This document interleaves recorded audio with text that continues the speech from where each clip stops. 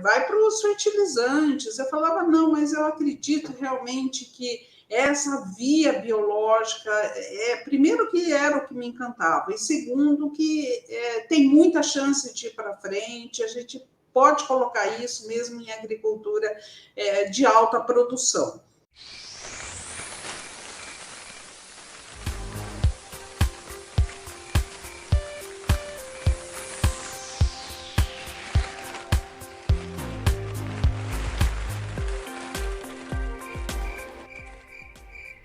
Tudo bem? Tudo bem. Agradeço a oportunidade de estar aqui falando desse tema tão importante. Que bacana. Nós também ficamos muito satisfeitos, orgulhosos e prazerosos em tê-la conosco.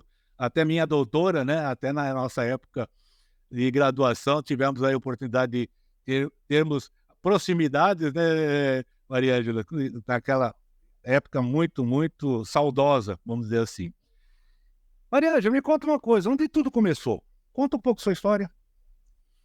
Então, na verdade, começou lá atrás, tá? Porque desde criança eu gostava muito de microbiologia, minha avó era professora de ciências, me deu um livro sobre vida dos microbiologistas, eu já fiquei apaixonada, isso lá com 8 anos, né? E aí foi seguindo, né? Eu gostava muito dessa parte de microbiologia, mas não gostava da parte nada de doença, morte, médico, nada disso. Eu gosto de produzir, sabe? Gosto de coisas assim positivas.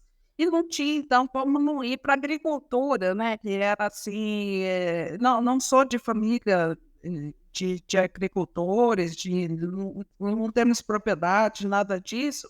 Mas sempre me encantou essa coisa de ver as plantas, sabe, crescerem, produzirem, alimentando as pessoas. Então, com isso, uni já na graduação essa parte da microbiologia com a produção de plantas e tive a oportunidade de seguir adiante com isso. Me fala uma coisa, Maria Ângela, por que a produção de alimentos por meio do controle biológico, biofertilizantes naturais, insumos, está se tornando uma realidade iminente?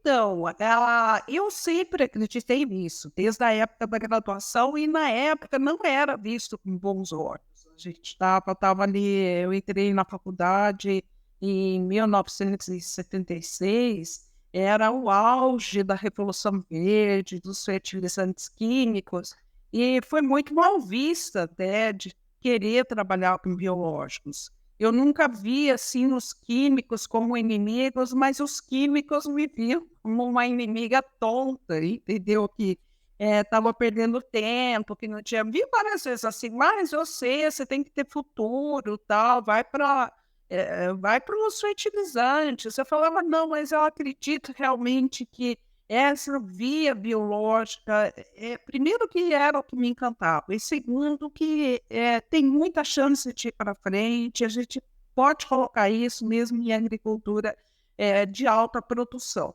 E então é muito interessante ver isso, né?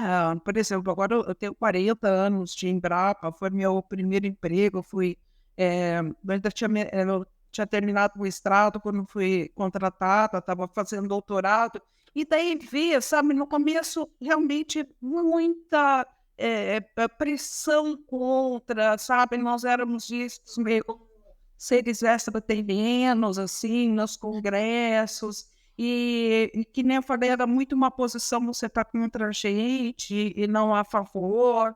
E daí as coisinhas foram mudando, e daí agora não tem dúvida, né? Eu tive a sorte também de estar no país onde tem microbiologistas fantásticos que iniciaram esse mundo de microbiologia do solo, de fixação biológica do nitrogênio com a gente. E daí isso foi abrindo os caminhos que a gente conseguia caminhar, que estavam abertos e que conseguiu caminhar.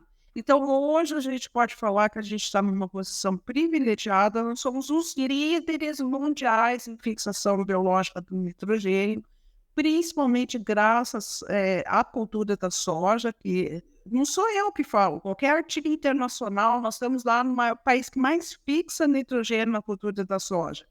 a soja é um carro-chefe da nossa agricultura, da nossa economia. Eu acho que somos o maior produtor mundial e, com certeza, a gente não teria essa posição se não fosse a fixação biológica do nitrogênio, porque seria inviável economicamente colocar, ainda que pouco, nitrogênio na cultura da soja.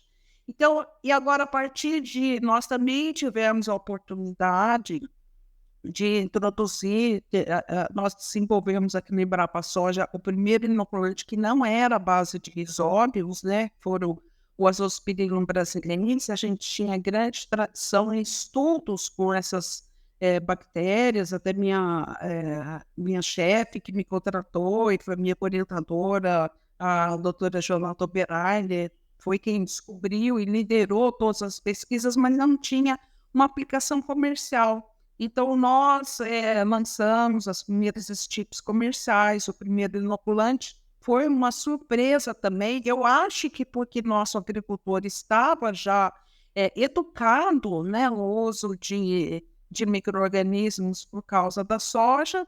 E daí, em 2020, com a decretação do Plano Nacional de SUS, estourou, sabe? Mas é que eu falo assim, nem precisava ser tanto, porque agora está difícil até de dar conta de tanta demanda. Então, eu vim lá do zero, sabe, para 1.000, ou 1.000.000 que está agora de impacto, de acreditar, de tudo isso.